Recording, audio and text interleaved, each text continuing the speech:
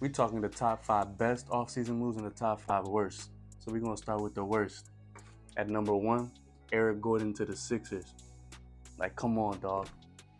Eric Gordon is still playing basketball at this age. You know, he hasn't been good ever. You know, once he left Houston, it was a wrap. So we're not even gonna talk too much about him.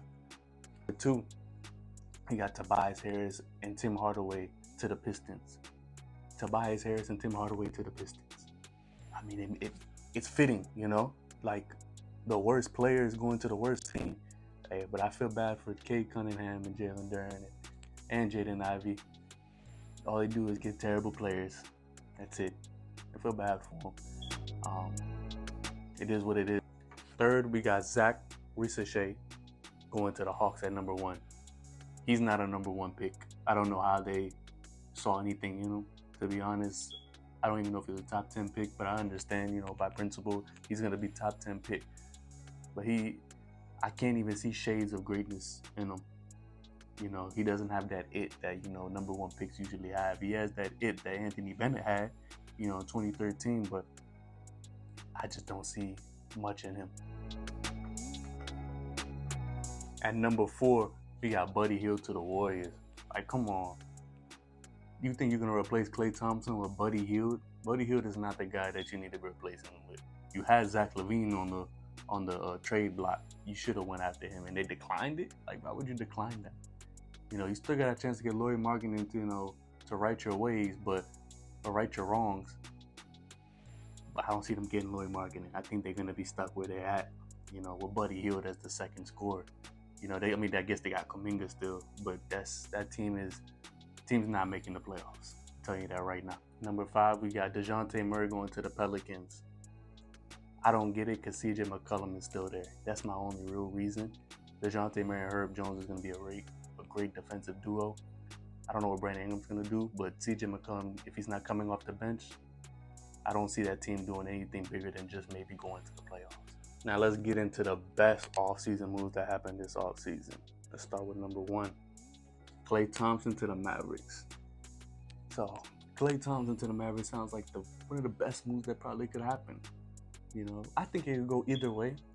I'm leaning towards it's going to be a really nice signing. 2, though, DeMar DeRozan to the Kings. See, some of y'all slept on that, though. Some of y'all slept on that.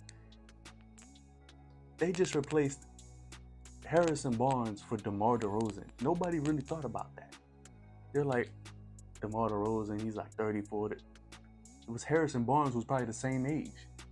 You know, of course he was playing more of a role. You know, you could really do something with that. But DeMar DeRozan was just averaging 25 a game.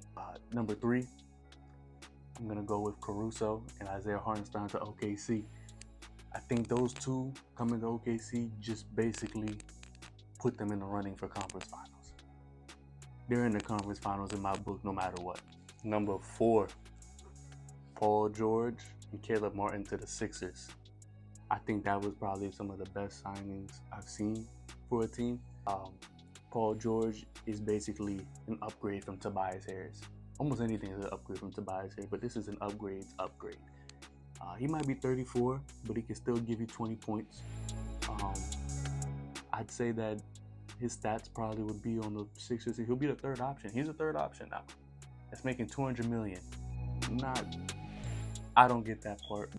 Caleb Martin is a guy who's like Alex Caruso. He's not as good as Alex Caruso, but he does all the little things. All the little things. He needs rebounds. Like I said, a lot of guys who aren't that tall, they need to start rebounding. And Caleb Martin's not that tall. He's like 6'5", 6'6". And he's out there power forward rebounding, out-rebounding dudes. And he can shoot. Chris Paul to the Spurs. I think that move right there is gonna turn some heads. You know, it's gonna be like, whoa, he's 40 years old. Why are you trying to pair him up with Wembanyama? They have a young team. Now listen, man. Chris Paul throwing them lobs to Wemby. Come on, man. That's just the love of the game right there, for 1. 2, nobody on the team was passing the ball to Wembanyama. And dudes ain't want to see him succeed. So, mark my words, they gonna make the playoffs. So, you watch out for the Spurs, man. They back, bro.